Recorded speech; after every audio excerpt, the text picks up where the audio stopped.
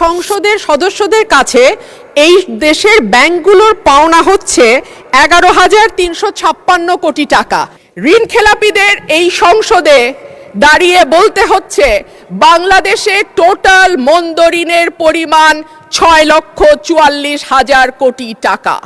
এর সঙ্গে যদি আপনি অবলোপন, পুনঃতফসিল করা এবং মামলার কারণে যে ঋণের টাকাটা আটকে আছে আদালতে, অর্থাৎ পেন্ডিং মামলা হিসাবে যেটা এখনো খাতায় তোলা হয় নাই অ্যামাউন্টটা, সেটা যদি আমরা যোগ করি এই পরিমাণ গিয়ে দাঁড়াবে 11 লক্ষ কোটি টাকা, যেটা মোট ঋণের 59.73%। ঋণ খেলাপিদের বিরুদ্ধে কথা বলেছি, ঋণ খেলাপিদের নমিনেশন দেওয়া হয়েছে। নির্বাচনের পরেও আমি আমার প্রথম অধিবেশনের বক্তব্য এইখানে মাননীয় অনেক সম্মানিত সংসদ সদস্য তাদের কত কত ঋণ খেলাপি রয়েছে সেই সংখ্যা আমি উল্লেখ করেছি, তাদের সম্মানিত নাম প্রকাশ করিনি। এখন যেই দল ঋণ খেলাপিদের নমিনেশন দিয়ে তাদেরকে সংসদে নিয়ে আসে, এটা তো তাদের দায়িত্ব, তাদের উপরে এই দায় চাপায়। এখন যদি সংসদে এতগুলো ঋণ খেলাপি থাকে তাহলে এই সংসদকে তো ঋণ খেলাপিদের সংসদ বলবে, বা সরকার দলীয় লোকেরা যারা মেজরিটি 2/3 মেজরিটি করেছে তারা ঋণ খেলাপিদের সংসদে নিয়ে এসেছে, এটা সাধারণ মানুষ এটা স্বাভাবিকভাবেই বলবে। আর আমরা সংসদকে সার্বভৌম বলতেছি, এখন এই সংসদে যদি আমরা ঋণ খেলাপিদের ঋণ খেলাপি বলতে না পারি এই সংসদে, তাহলে মাননীয় স্পিকার আমরা আর কোথায় বলবো?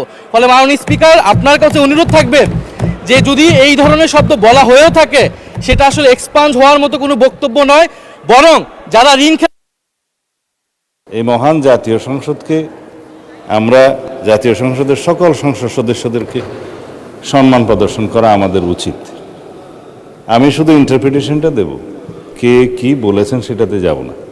এখানে যারা আছেন কেউ ঋণ খেলাপি না।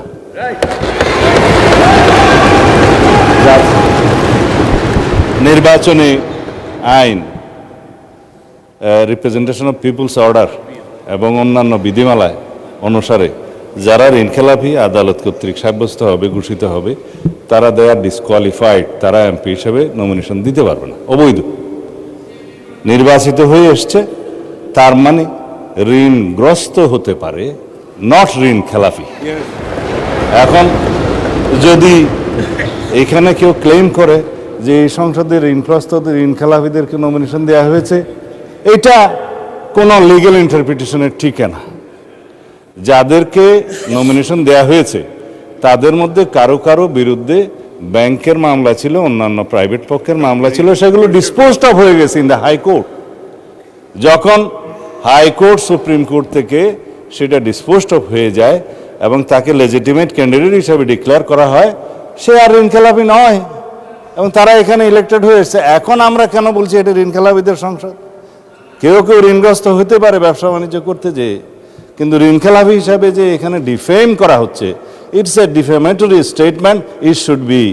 খবরের কাগজ, নিখাদ, নির্ভীক, নিরপেক্ষ।